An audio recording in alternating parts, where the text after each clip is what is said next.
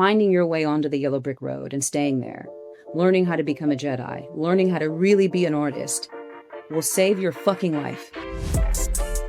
You're listening to Creative Rebels, the podcast for creatives. Welcome back, Rebels. David Speed here with what I think is a bloody great episode that you're about to put into your ears. And I've listened to it twice now. And in the second listen, I took notes because the first one was just like, let it into your brain. And the second one is like, okay, let's dive into these. I think my job, my mission on this show is to always bring you a very, very wide, eclectic mix of people so that you can grab what you need from each of them and you'll put it together for your own unique story that is combined of all the little bits that you take from everyone else, because that's all it is. That's what everyone's creative journey is just borrow a little bit from here, get inspired from a little bit over there. And I think I've had a lot of people on who are going to be very loving with you, and they're going to hold you in their arms and they're going to nurture you. And that's great and beautiful. But there's more than one way to nurture. And I think Vanessa is going to get you ready for war. She's going to make sure that your armor is on straight, and she's going to like slap you around the face like a boxer getting ready to go into the ring, because you need to be fired up and you need to take this shit seriously. I wrote down in my notes, it's time to take yourself seriously. You're not a baby. You've decided to take one of the hardest career paths, and you need to treat that with the respect that it deserves. I mean, that'll give you a hint of what's to come. I think that Brandon Novak was on the show and he said the magic that you're searching for is in the work that you're avoiding. And we talk a lot about that in this episode. I also wrote down purpose over alignment. I wrote down procrastination is ambivalence. And I wrote art is life. So there's a lot in here. I would love to hear what you guys think of this episode. I'm really proud of it, and I think Vanessa is just an incredible mind and someone that you might want on your team, and maybe you want to take her villain challenge and unlock some stuff for yourself. So let's get into this week's episode with Vanessa Aldrich.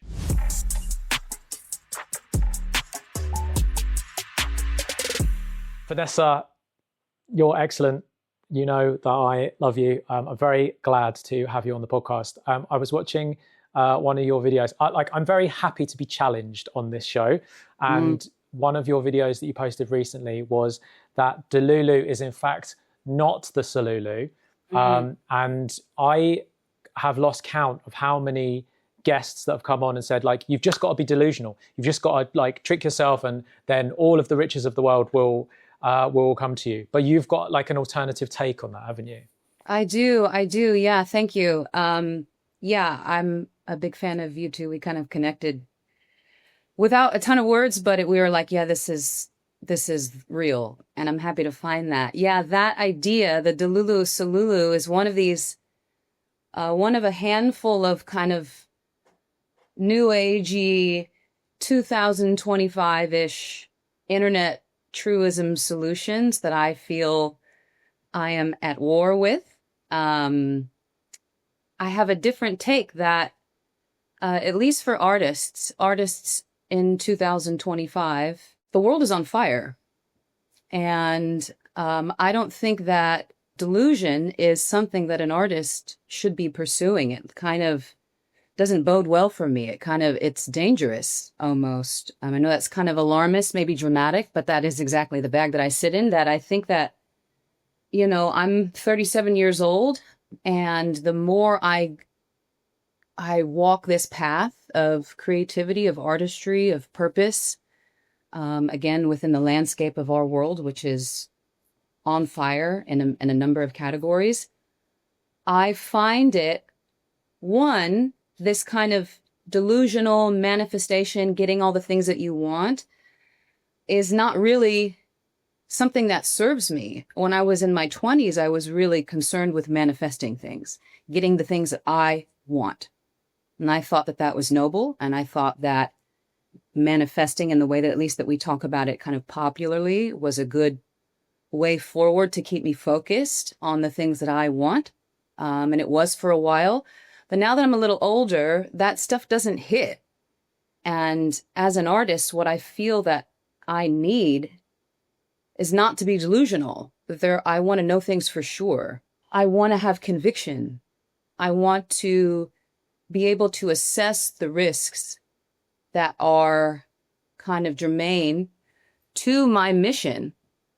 And not just the mission that I can name, but the mission, the assignment, if you will, that I need to grow into. You know, it kind of borrows from this worldview, this belief that I have that I was assigned something, that before I was born, I accepted some sort of assignment as a way to help.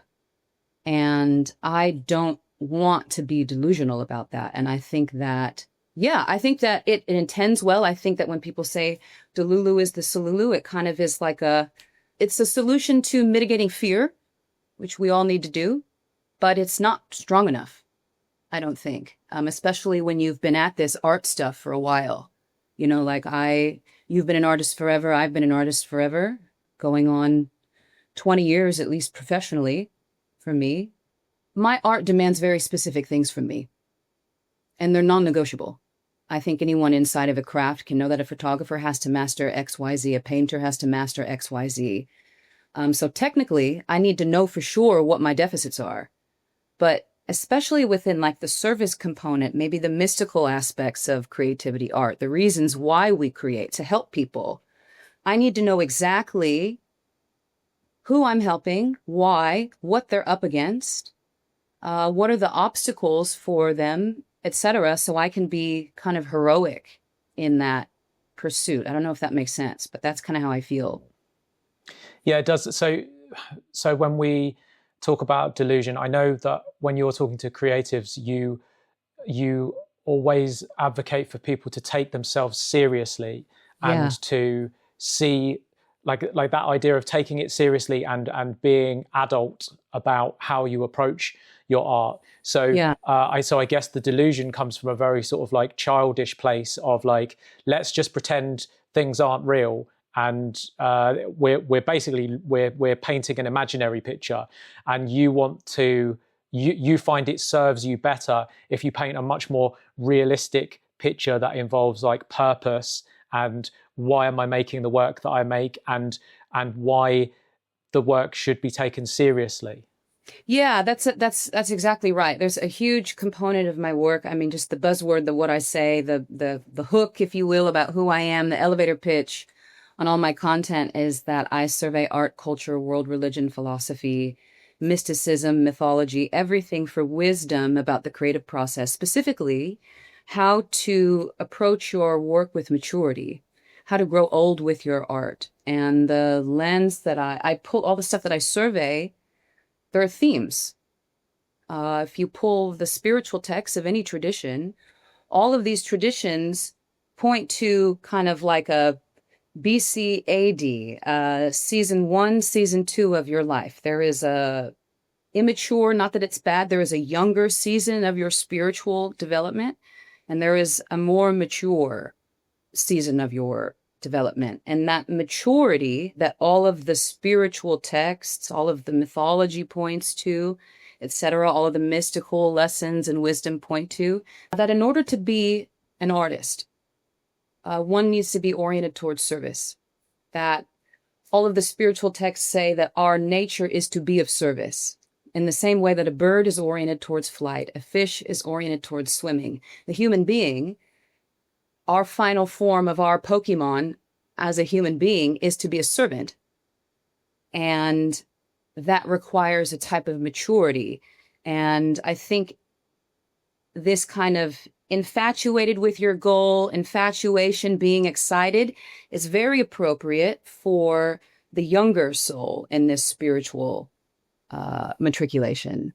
It took me so long to work that out. And I 37 was actually a magical age for me. That was when I finally had the courage to actually call myself an artist. And that was in the pandemic, and just that's when everything changed for me. But the act of service thing, it took me so long to work that out. And I think our journeys are our journeys, and you have to go through what you go through to get Absolutely. to where you're going.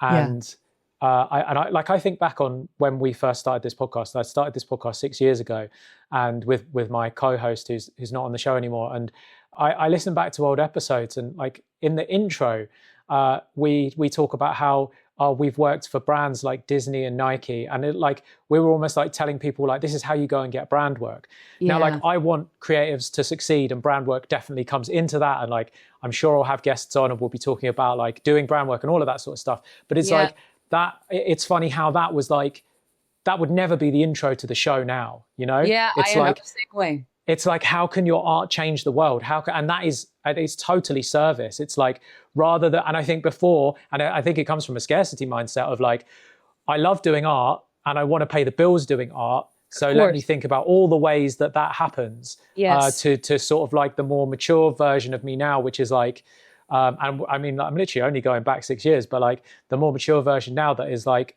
actually, let me think about this. Like, the work that I make brings light to people, and that's so much more important. Like, but then obviously I do have to pay the bills as well, so that is also a consideration. But yeah, the acts of service I think is huge. Yeah. And what I've discovered, again, it's not like I try to go out of my way to underscore this, even though sometimes the tone of my content is a little bit sharp. I bite, you know, I don't mince my words. But I am really scared of you, by the way. Really? I hear that all the time. I hear that before every one-on-one, on every workshop. I'm intimidated. I'm scared, which I just have to accept. But there's nothing but. But no, I think it's love. Like you said, you are like you're taking it seriously. Yes. And so that's and that comes across like you give a shit. I think it's a good thing. Sorry, carry on. Thank you. No, it's fine. But it's this. Of course, there's these things that we have to consider. Again, like I said, in 2025. I mean, rent is ridiculous. In the United States, 2 servings of blueberries is $10, like, let alone the things like healthcare and education and housing. It is not, you're not making up the pressure, if not the danger that you feel if you're not tending to your material needs. But again, what the wisdom that I serve isn't just me on a soapbox. And I try not to be. I have to check myself sometimes, and I have to refer to the wisdom. The stuff that is most durable for our species, this Delulu is a Salulu, it came up 2 years ago. And I don't, you know, like, it could work, but we haven't been around long enough as a species to know if that's going to make it onto the cave paintings of our age. Do you know what I mean? What the old durable wisdom says is that, one, there's nothing wrong with you if you're oriented towards yourself, towards your own goals, which some traditions might call the egoic version of your goals for your life. But what the spiritual traditions say, that after a while, what you get to look forward to is an orientation towards service, that orienting yourself towards other people is a cheat code. It's the wind underneath your wings, something that when you were younger, you needed to make sure that you impressed your teachers, that your teachers validated you in your craft and your idea, that you got good, that you were thinking about yourself. That's good. That's what carries you. You know, if you've ever been around children, we have to keep them coloring inside the lines. And the child is not thinking about service when they're coloring, trying to learn how to color inside the lines, when they're learning cursive, whatever it is. They have to think about, can I do this? Is this right for me? I want to be a poet. I'm in high school. I need to learn how to rhyme before I can write a sonnet, etc. That's good for when you're young. When you're older, what you will find, according to these spiritual texts, this ancient wisdom, these ancient philosophies, is that the wind underneath your wings, even tending to things like your material needs, your own personal satisfaction, your happiness, it even blends into your personal relationships, etc., your love life, according to these spiritual texts, your health, is if you can, one of my favorite poems says, if you can crawl on hands and knees through what you think that you need to know and what you're here to do, what you think you understand, go one step further, if not 100 steps further, orient yourself towards service, the service-oriented artist is the person who's going to be able to mitigate lapses in discipline, the days when you don't want to get up, the days when you just want to scroll, thinking about yourself at that season in your life when the depression, when the paralysis, when the procrastination is closing in on you, thinking about yourself is not strong enough. Thinking about 8 billion people, however, is.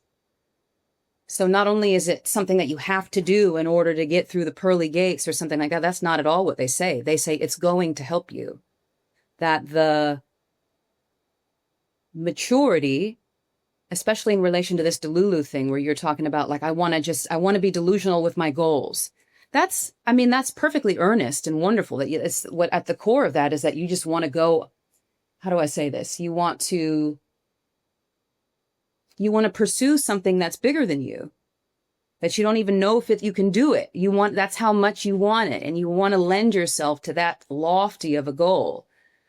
But delusion, I think at its core is people scratching at faith, which is very different than being blind. Faith is actually belief in something real, but mysterious.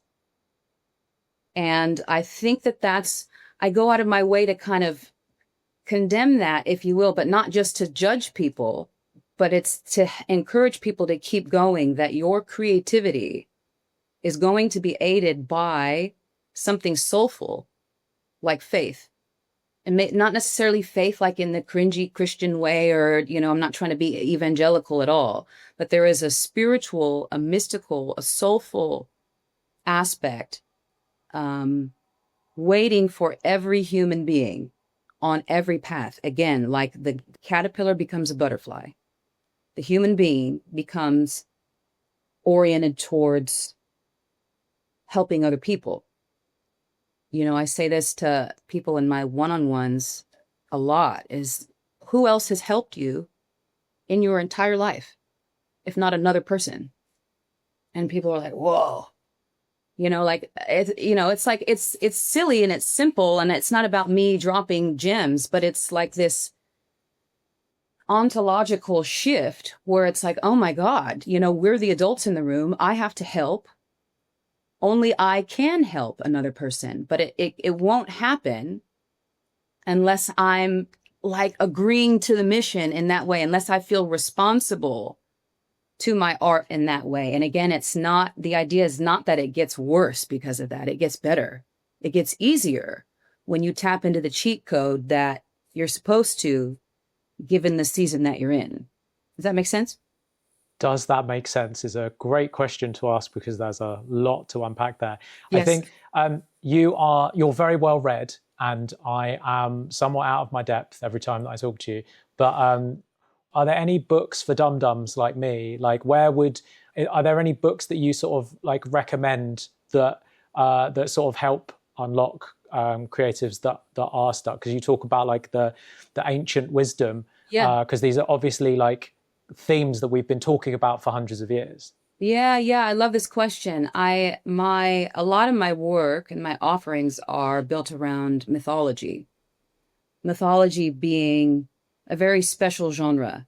I think, especially because of what's been happening in film in the last 20 or so years, 15 or so years, we tend to think that mythology is just another genre, like romance, comedy, etc. But it's not. Mythology, in terms of human history, is a very special genre. And it's special because, like I always say, if you look at a bookshelf, there's 12 books or 15 books, and they all represent the different genres of storytelling that's possible. If you see that bookshelf, I just have this image of mythology kind of sparkling. It's like the special one on the bookshelf, like in the, I don't know, like Narnia vibes or Harry Potter vibes kind of thing. It's special because, unlike romance or comedy, these stories are stories about the human's adventure through life. Mythology, however, is the story of the soul's adventure through a human. If you take the idea that I'm just a fleshy meat sack, I was born on February 10th, 250 years ago in 1988. There's a lot of Vanessa, heartbreak and losing your job, whatever, grief. But then there's an aspect of me that has nothing to do with my flesh, nothing to do with the meat sack, nothing to do with any of that. That's my soul. And every soul goes through the same adventure. Just, again, caterpillar, butterfly. Mythology, I always say, not me saying this, it is intended to be an accessible way to understand the supernatural nature of the world. It was designed thousands of years ago as a kind of technology. Like, for example, I don't know, I mean, we're old enough to remember when The Matrix came out. And I was like, we're all like locked in. Like, oh my God, like you can watch Fast and the Furious or whatever and have a great time. But mythological stories, you're leaned in. You're like, wait, hold on, what's this? Neo, The Matrix, The Wizard of Oz, the yellow brick road. That's exciting. Why? Because your soul is actually being spoken to by a medium that is designed to speak to it. And so when people ask me that question, all of my workshops walk people through mythology, because all of these lessons are baked into that genre. Every single myth, every single one, without exception. Thousands of years ago, all the way up to today, the contemporary ones like Star Wars, for example, Luke Skywalker. Every story is a story about the hero, which is a metaphor for the artist. It's not a coincidence. It's coded within the language of mythology that the hero, Luke Skywalker, is a metaphor, is the archetype for the artist. Same with Dorothy, same with Neo in The Matrix. It's clues about what you can expect. And so to answer your question about where can I learn more about this, go watch a myth. Go watch The Wizard of Oz from the perspective of yourself as an artist. See what question is on your heart in your life. What do I need to do next? Where am I? What help do I need? What do I need to figure out? Go watch The Matrix. And mythology is special because it talks back to you. It's living a little bit. And it's not a coincidence. This isn't my thesis. This is a secret in the species. I say that mythology is like a cloud technology where human beings who have understood George Lucas, creator of Star Wars, had a number of events in his life happen, be like, oh my God, I understand something about light and dark and the Force and my father, etc. These crazy things. And he's like, okay, I want to tell people the story. And then he finds, like most artists find, okay, people don't really care about my story. They only care about themselves. Okay, well then how do I make sure people understand it? I need to wrap my understanding in the universal, durable framework of mythology. That's why every myth is the same. But every hero goes through this, like Dorothy, she's in The Wizard of Oz, or she's in Kansas, in black and white, sepia tone, just being like a little, I don't know. And then something happens. And then she goes on an adventure, and all of her heart, her courage, her brains are tested. She faces a villain, which is the antagonist of her most critical fear. And then she walks away with a superpower.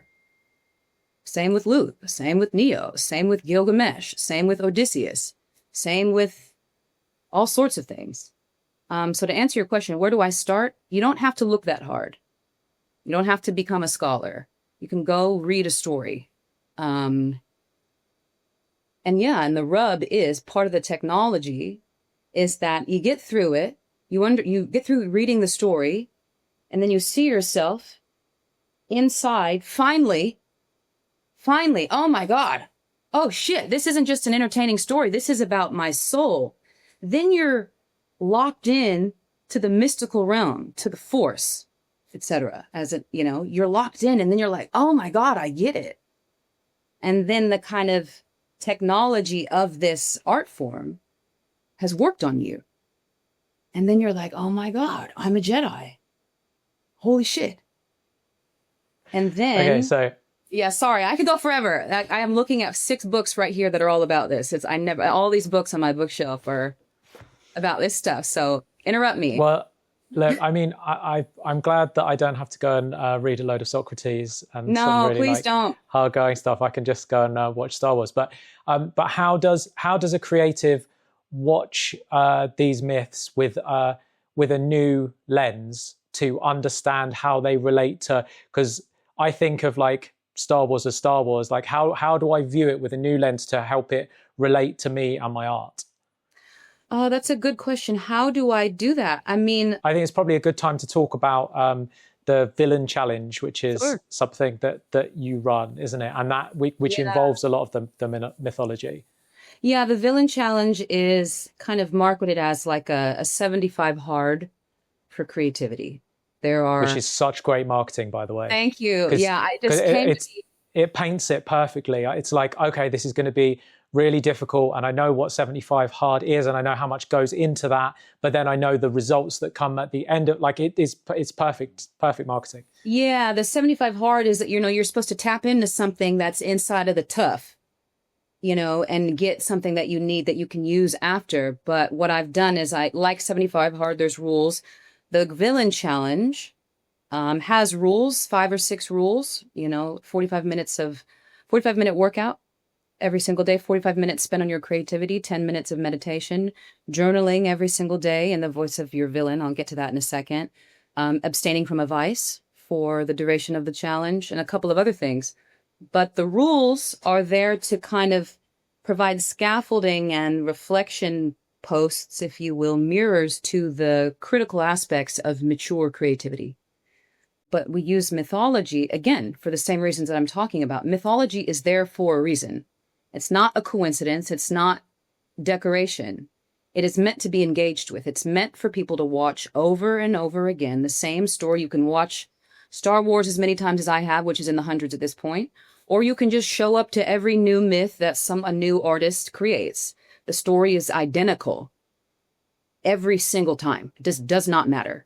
It's all the same. You show up in repetition. To answer your question, how do I engage with mythology in this way that I'm talking about? You don't have to do a lot. Just keep watching it. And as you are going on your hero's journey in your life, you will one day feel something when you're watching that film, reading that story. You'll be like, wait a second. I mean, it happened for a lot of us almost on day one when we watched The Matrix. That's why it was so powerful for our species. The Matrix was like, wait, The Matrix, the one. So much so that we use the word The Matrix to describe false consciousness, to describe capitalism, to describe the ego, all these huge things. Now we have this mythological term that contains all this understanding from the cloud about our own world. All you have to do is keep showing up. You don't have to do anything, which is, again, one of the lessons of mythology, that this spiritual framework, this soulful framework, this mythological framework is actually more real than the other stuff. And that you don't have to do anything except, like the hero, have courage. You don't have to be smart. It's not about how good you are at the lightsaber. All you have to do is keep walking down the yellow brick road. And at some point, something is going to slap you in the face and give you a bit of information about what's behind the veil. I'm ashamed to admit to you that when I watched The Matrix back, because I watched it recently with my sister, and now I'm starting to side with Cypher a little bit. And I'm like, oh, interesting. That world is really fucking horrible. And okay, good.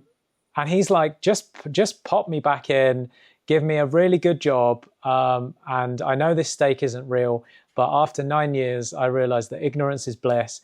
And I'm just like, do you know what? Which pill would I take, man? Because the alternative of like flying around in a spacecraft and eating porridge is like, do you know what I mean? It's like, that sounds fucking brutal. Like, are we better off locked in the Matrix? Maybe was Cypher not actually a baddie? Was he just like the smart one? Okay.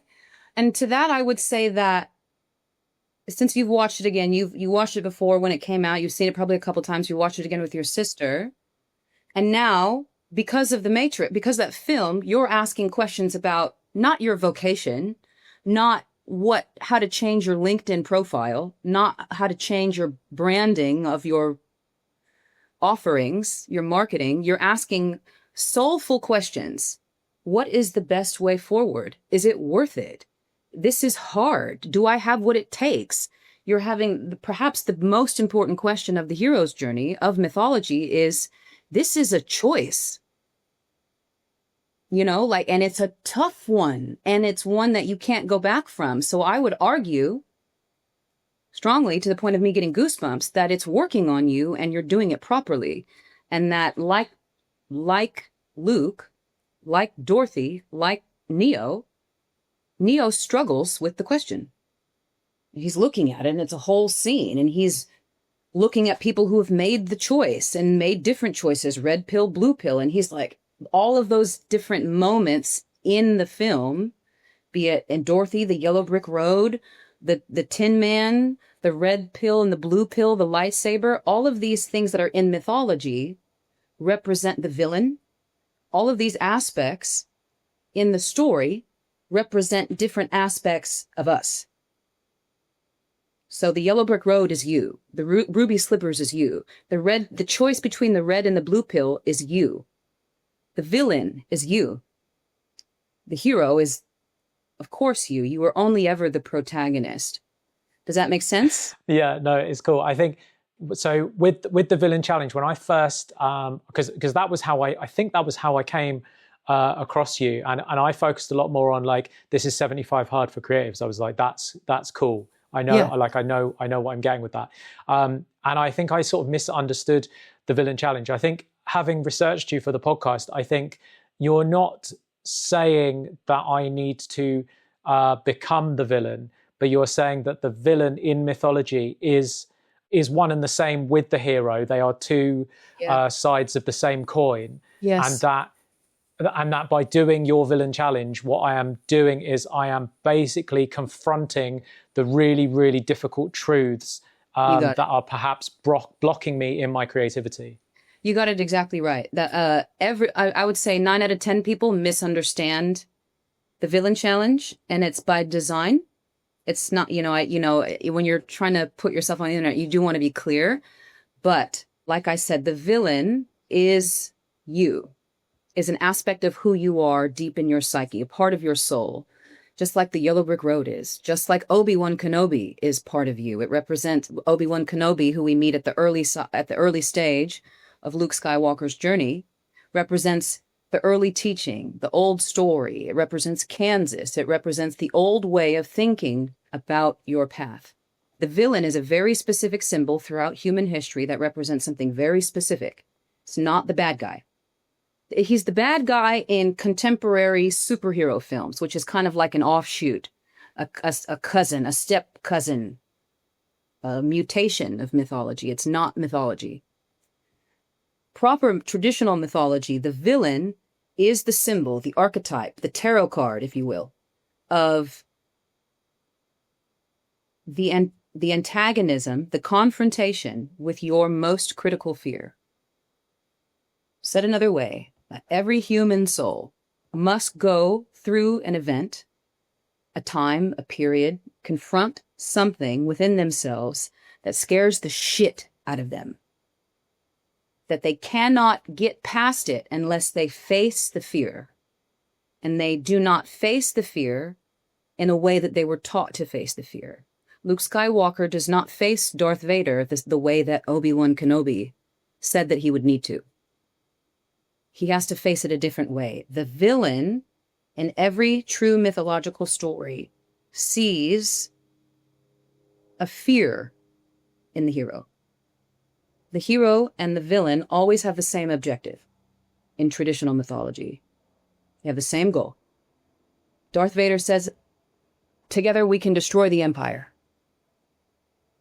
It's the same goal, which a lot of people miss on their first couple of passes. Agent Smith in The Matrix says, he says to Morpheus when he's interrogating him, he says, I must get free. The Matrix, it makes me sick. I can smell it. Same goal. He agrees that this is fake and he wants out. The difference is that the hero has been going, this whole time, the hero has been going with a set of rules, a value system, an ethos that he thinks is right. The villain exposes in the hero a fear that masquerades as wisdom. A fear. It's not just you talk to someone, what's your fear? Oh, I'm afraid of failure. That's something that you're conscious of. You know that fear. You're doing your best to work on it. The villain is terrifying. Unlike Dorothy's lion and the Tin Man, the villain has a very different provides a different type of terror. That's why he's the villain. It's the final boss. The villain is the only character in the mythological journey that can see the fear that the hero mistakes for wisdom, the fear that it masquerades as virtue. So there's some aspect of the lesson being from mythology, from all story, that there's a fear in us. There's an aspect of our creative process as artists, if the hero is the artist. There's an aspect of our process of what's motivating us that we think is good. And it works and it carries you to a certain point, as it does, as it carries Luke. He wanted to be a Jedi to be like his father and to be on the light side of the Force with the good guys. That gets him to confront Darth Vader, and Darth Vader slaps him in the face, cuts off his hand, and says, "Brother, you have the wrong idea about what is required to be a Jedi." And Darth Vader is scary to Luke because Luke has a deep fear of the dark side. But Darth Vader's like, "Brother, I've got bad news. Not only do you have to face a Sith Lord of the dark side, which is going to be the scariest thing you've ever done because that's your big fear. Not only that, I'm your father," which betrays Obi-Wan and his teaching, which reveals that his motivation is not noble, that Luke's original motivation to be a Jedi was actually motivated by abandonment, not dignity, not virtue. He wanted to be a Jedi because he was abandoned by his father. But the worst thing, I'm your father, which means that the most dark being in the galaxy is your father, which means that the darkness is in you. But what Luke learns after facing Vader is that a Jedi is not someone on the light side, but that a Jedi is someone who maintains balance between the light and the dark. So to wrap it all up, that an artist, to get into this maturity that we were talking about earlier, an artist has to get good at looking at themselves, interrogating their process, allowing their goals, their objectives, their purview, their framework, their inspiration to change according to the art, which requires you being very good at looking at your fears, at looking at the things that were governing your creative process that you thought were good, but they're actually a little cowardly. Does that make sense? It does. So when you're working with real people, yeah, you must be uncovering some quite, I guess, uncomfortable and really powerful realizations for these people. I would imagine that can be sort of quite an emotionally taxing sort of process. Profoundly. Yeah, profoundly. Absolutely. Yeah. It's why I can do it to some degree when I'm working one-on-one, but to go at it the way that mythology suggests, it takes 30 days, probably, maybe 30 to 35 days. Is how the challenge usually spans when I do it. But yeah, it's paced out very carefully. You start with the high vision, for example. You can't just bludgeon people over the head and say, "You're a coward, face it," Yeah. You have to get on the same page initially saying, what's the high vision of your art? Which is itself confronting in people because a lot of people say, "I want to be a New York Times bestselling author." But like Luke, that's not what being an artist is. Being an artist is not about being a New York Times bestselling author. That could happen, and I hope it does happen for you, and good for you. Nothing wrong with wanting that. But your art, which is here before you were born, art is capital A, art that has been here for the entire species, has a different idea. And its idea is to help people. And so the first bit is just tapping into this really lofty, mature, service-oriented aspect of the mission that they were given. And then we slowly allow the villain to present what is the fear. I help them find the fear. But the rub is that, for example, a writer who's stuck, and you get down there and you see that there's a fear of mediocrity. I'm stuck. I don't want to publish. I don't want to ask for a peer review. I don't want to submit it to the thing. I can't even write because every time I read my writing, I just have a panic attack because the writing is shit and I can't face that. And so without the mythological framework, the solutions are often like, okay, you have a fear of mediocrity. One, be delusional, get out there and do it. Go anyway. Don't worry about being imperfect, which helps maybe in the short term.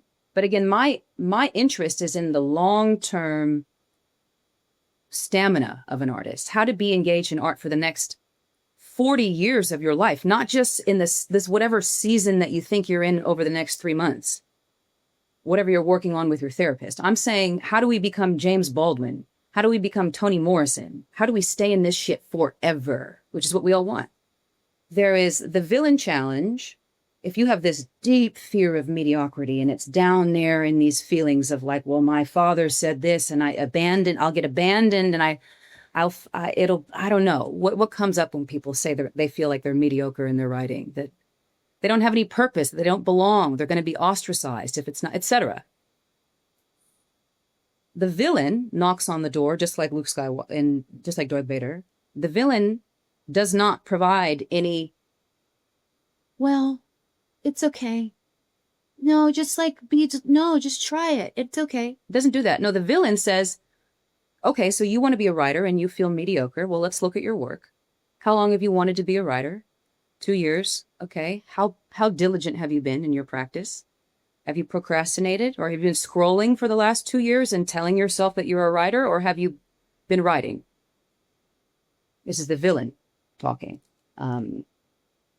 Sometimes it's me speaking for the villain, but usually it happens in the journal prompts that I provide. And so the villain is like, okay, you want to be a writer, but you haven't. Oh, that's interesting. You want to be a writer, and you're paralyzed because of mediocrity, but you haven't been practicing. You haven't been diligent. You want to be a writer? Have you been reading the great works of literature to study the craft? You want to be a writer? Who are your 10 favorite poets? Who are your 10 least favorite novelists, and why? Oh, you don't know, etc. Getting the person to admit, damn, I haven't done what I need to do, which is the real terror. So the villain has you, one, admit that the thing that you're afraid of is the thing that you actually are. You don't have a fear of mediocrity. You are mediocre. And you're ashamed of that. Yeah. Yeah. And because you're ashamed of it, mediocrity isn't inherently paralyzing to a person. Not at all. It's not a sin to be mediocre at all. What paralyzes us is the shame. So the villain confronts the shame of the dark side, not the dark. Does that make sense? And so then a person is like, in the challenge, there's like a week where you're like, oh my God, I'm mediocre. Or whatever it is, I'm selfish. Full of shit. But then, because it's the villain challenge, it's not the pearly gates challenge, it's the villain challenge. The work asks you to embody what the villain is telling you that you are. You are on the dark side, Luke. I'm your father. So then the artist says, I'm mediocre. Shit. But the rub is that from depth psychology, this is shadow work, just dressed up in mythology. When you have the courage to face your shame, the shame that paralyzes you within the psyche retreats. So then you can just be mediocre without the shame of it. And a less shameful way of saying mediocre is that you're in process, that you're on your way, that you're learning, that you've got work to do. But the shame is what makes that feel bad and daunting. Without shame, being mediocre freely is heroic. Man, I don't know. Man, I have to write this. And oh my God, I just wrote the worst draft of chapter 3 of my book that I have ever seen. I cannot wait to read it and edit it and ask for help. So the villain challenge asks you to be the thing that you think you ought not be. And it shows you that the thing that you're ashamed of is actually a gift for you. It's not something that you need to work around and have therapy about. You don't need to overcome or compensate for mediocrity. You need to be mediocre. But what you find is that being and owning who you are now actually feels great. And so what happens in the villain challenge, for example, the writer that has a fear of mediocrity, now they're just writing drafts and they're just going, and now they're iterating, and they're out of their procrastination. The discipline is suddenly there for them, because shame is what paralyzes productivity oftentimes. Shame is in the way of discipline, etc. So you could link procrastination to shame. I do. Yes. Yeah. And that's what the spiritual text that I survey do, that it's that there is, and all of the wisdom, that there's no sin committed if a person is mediocre, for example, that there is unconditional love, to use a spiritual term, there for you no matter what. It's unconditional love. So I found it really interesting when you said earlier, when you were describing the challenge, and one of the parts of like the 75 hard is that you give up a vice. And as soon as you said that, I was like scrolling, like straight away. I was like, well, because I know it's my main vice. And to think of it as like, what are you hiding from? Because when I'm scrolling, I'm avoiding the work. I'm not in the studio. Yes. Or even worse, I'm like on a sofa in the studio when the work is right there. And I've decided, I just want to have a 10-minute break, which then leaks into an hour and a half scrolling on TikTok. Of course. Yeah. And I mean, just borrowing, if you'll allow me to, and forgive me, but just based on that's another thing when I'm working with people and you start talking about mythology, these symbols, these concepts we're all fluent in these symbols and these ideas, whether or not you read mythology as a nerd the way I do. We're fluent in it, just like you were like, oh yeah, the choice, the red and the blue pill. The scrolling as a vice for you, at least for me, from my pattern recognition, knowing what I know, perhaps is a vice that sits before a choice that needs to be made. The Hindu philosophy says that a vice, in relation to creativity, a vice is an occluded gift. That when it becomes time to use and be inside of our gift, our assignment, our talent, in a very sophisticated way, in the more mature way, in the way that is on the other side of a coming of age, the vice grabs us. All the things that we feel we need to do on that mature side of our life, when we know we have to grab that, most of us grab a vice instead until we've made the decision that what the villain represents, which is the villain is a symbol for, again, this antagonist to shame, that the villain creates action in the hero. Forward movement. It's kinetic. There's dynamic energy for the hero on the other side of the villain. That, to answer your question about procrastination, that we are often paralyzed and therefore procrastinate, not because there's something wrong with us, but because we are ambivalent.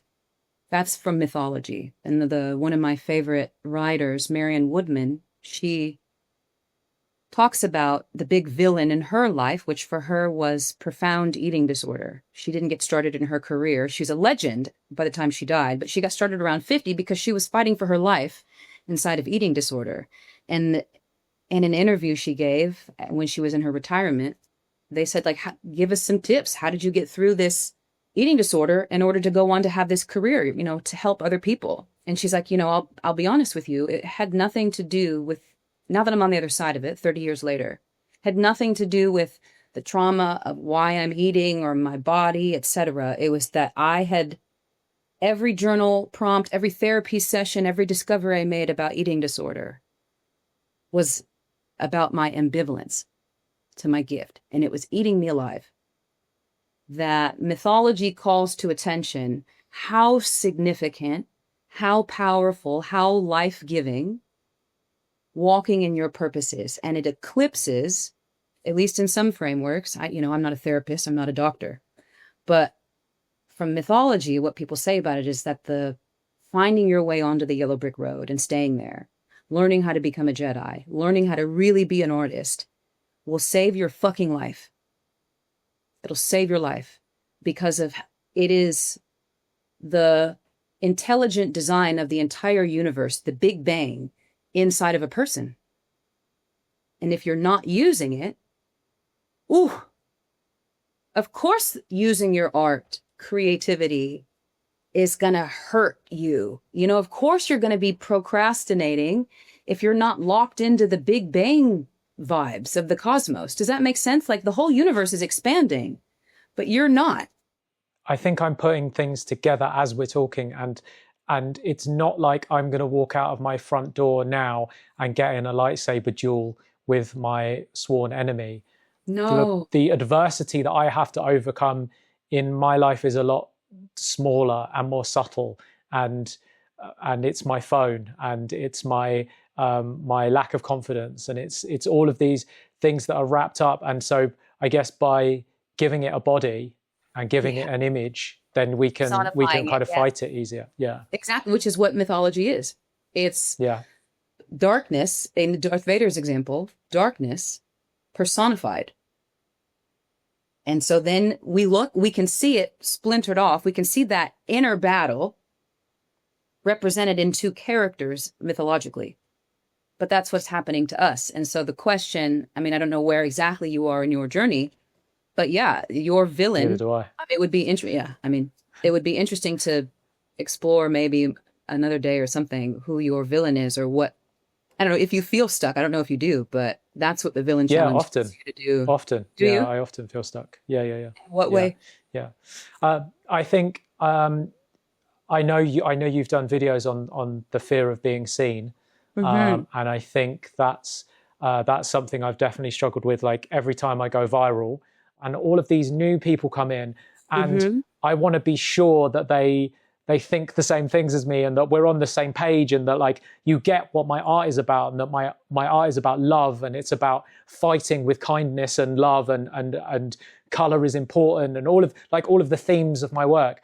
And I don't want to have to explain that to a brand new bunch of people who've probably like just seen me with a celebrity or whatever, and they've come in for like the wrong reasons, or I've constructed like a good viral video because I'm quite good at doing it, but it was kind of inauthentic in the way that like I only did it because I wanted it to go viral and get in followers, and it wasn't like about the core of. So now people are expecting more of that, and I'm not hanging around with a celebrity every week. And do you know what I mean? It's like, then it's all this so then I get noise. I've got all of these eyeballs, so I just stop.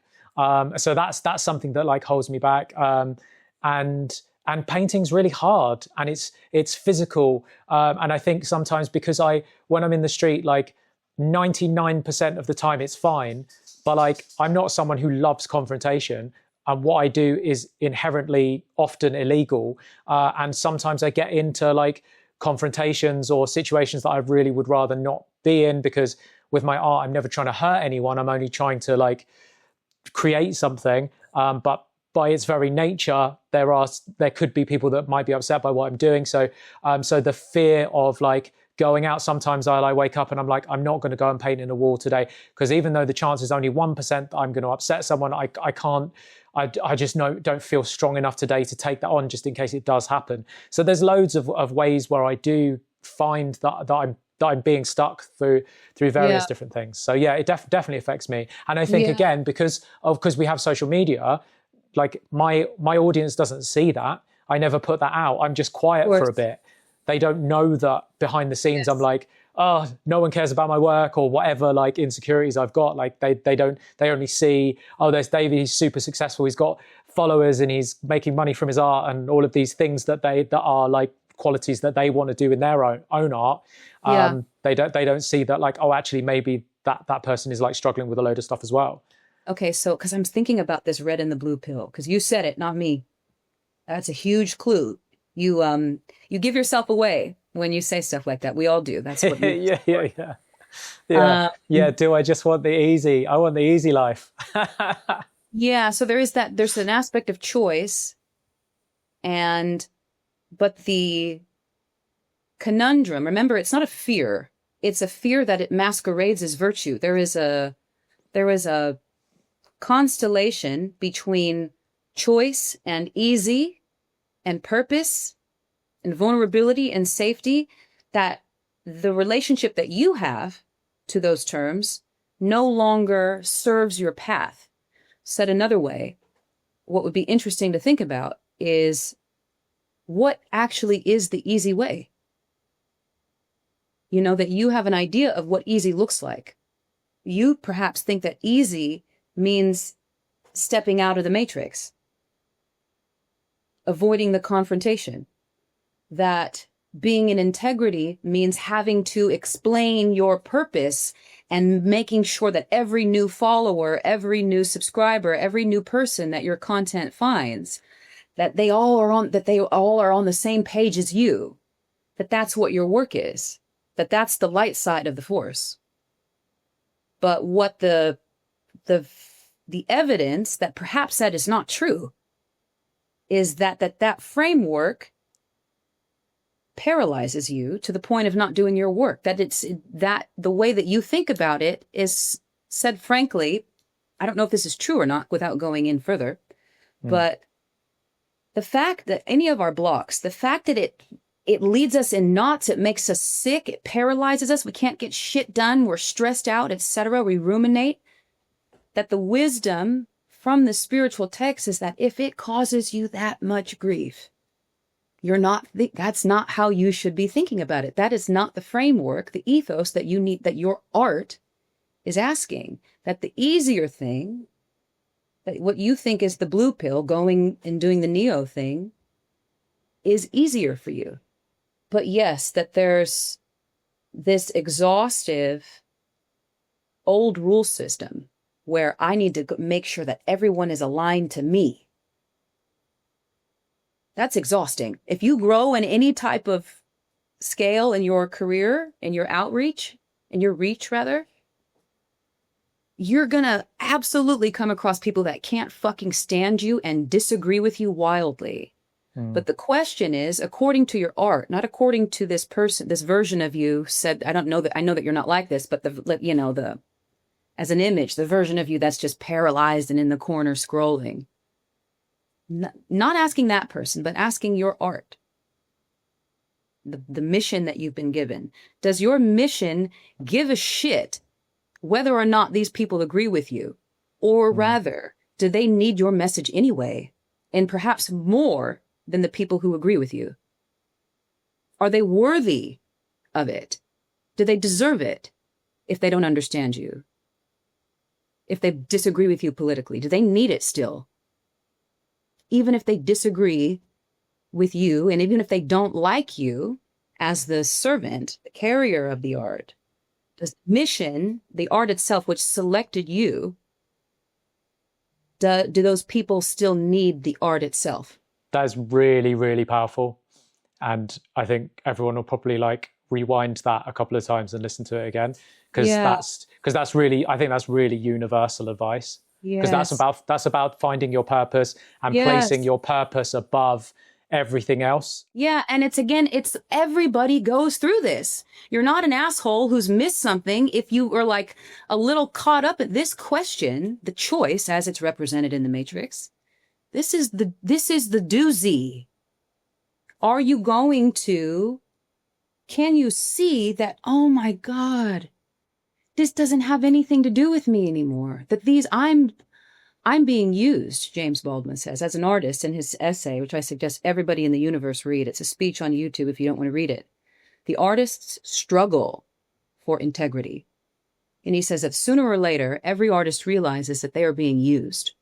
And it's not small. Like, we're kind of talking about it, but like in the intimate when we're sitting by ourselves in our little lives, in our little journals, in our little ruminations, that consideration and accepting that you're being used betrays the first 30, 40 years of your life. It's now what you don't know is that it's going to work out and it's better and it's going to be great. And you're going to have so much supernatural support. You can't even fathom how much easier it gets after you make the choice, because you're going to learn the Force. You're going to learn how to dodge bullets like Neo and click your heels and shit like Dorothy.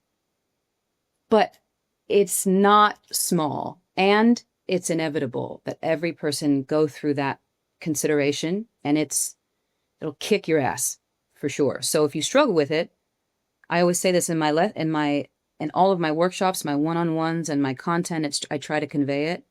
The struggle is not a regression.